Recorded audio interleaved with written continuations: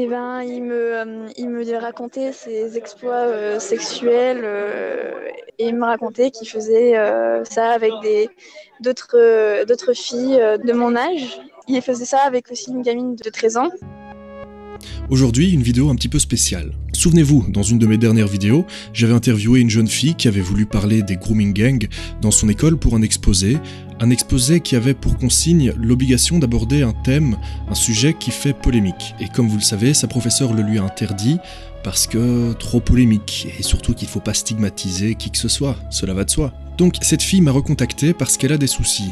Elle s'est laissée amadouer par un pervers sur internet qui tente de la faire chanter avec des photos et des vidéos d'elle, des photos et des vidéos à caractère sexuel. On a donc un jeune Casanova d'internet qui dans un premier temps se montre charmant, séduisant, romantique et qui pousse progressivement des filles, certes naïves, à faire des trucs coquins devant leur webcam et puis menace d'envoyer des vidéos et des photos prises à leur insu à tous leurs contacts.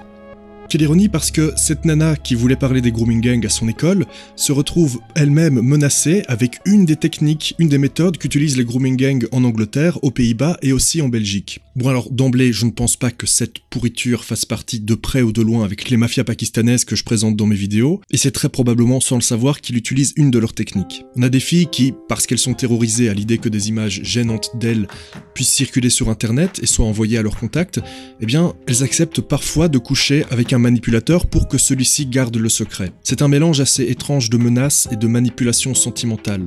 C'est pour ça qu'on appelle ces gens-là des lover boys. Comme je l'ai dit, il y a plein de techniques, il y a plein de cas de figure, mais en voici une variante. Oui, et il faut d'abord comprendre le mécanisme. Les proxénètes agissent via les réseaux sociaux ou les applications de rencontres. Ils se font passer pour des jeunes et échangent des photos ou des vidéos personnelles à caractère sexuel avec des adolescentes. Et c'est à partir de là que le chantage commence.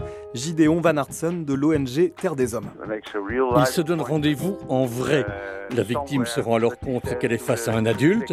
Le proxénète lui explique qu'il y a des photos ou des vidéos d'elle dénudée. Si elle ne veut pas que ces documents se retrouvent sur Internet, elle doit travailler pour lui. Notre amie, dont je tairai le nom, a eu le bon réflexe de couper court à la discussion et de le bloquer. Elle a même supprimé son compte Facebook, mais ce mec a réussi à la retrouver et à continuer à la harceler. Voilà ce qu'elle a à nous dire. Oui, parce que c'est ce qu'il fait avec moi, c'est que il a des images de moi et il me fait du chantage actuellement pour en gros il m'a laissé un délai de quelques mois, donc jusqu'à septembre pour le voir ou alors que lui vienne me voir et qu'on fasse qu'on couche ensemble. Et du coup, je pense que s'il peut le faire avec moi, il peut le faire avec les autres filles et dont cette gamine de 13 ans. Je pense que déjà, cette fille, elle devait être un peu fragile vu son âge. Et à cet âge-là, on commence à peine l'adolescence, on est vite... On tombe vite amoureux et les hormones commencent à s'agiter à cet âge-là, hein, donc du coup. Mais et je pense pas que cette fille s'en rend compte de ses actes. C'est juste tomber sur la mauvaise personne, quoi. Alors, je vais m'adresser directement à toi. Je vais pas donner ton nom et comme ta coupe de cheveux me fait penser à une brosse à chiottes, c'est comme ça que je vais t'appeler.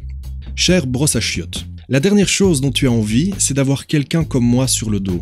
Parce que dans les personnes qui regardent mes vidéos, il y a toutes sortes de gens, toutes sortes de métiers. Parmi eux, il y a des experts informatiques, des policiers, des pompiers, des militaires actifs, des anciens militaires. Mais il y a une chose qui nous réunit tous, je crois, c'est un dégoût profond pour les violeurs, pour les pédophiles.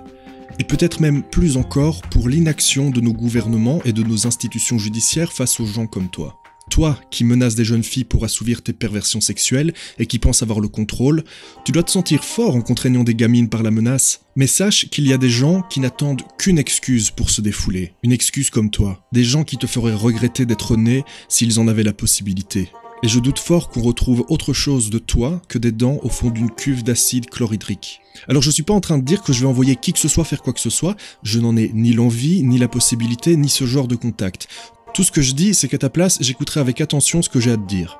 Je sais que tu fais pas partie de ces gangs de violeurs, t'es tout juste un petit minable, un pervers solitaire sur internet, et voilà ce que tu vas faire. Tu vas arrêter ton petit manège, tu ne vas plus jamais recontacter ma jeune amie que tu menaces.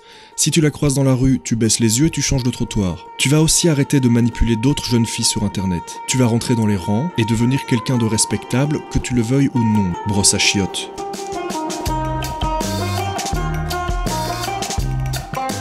Merde, j'avais complètement oublié de faire de la pub. Alors, pour ceux que le droit intéresse, allez sur la chaîne de Dorian Manzoli. C'est l'avocat qui... C'est un avocat qui est dans notre camp, j'ai envie de dire, si ça veut dire quelque chose.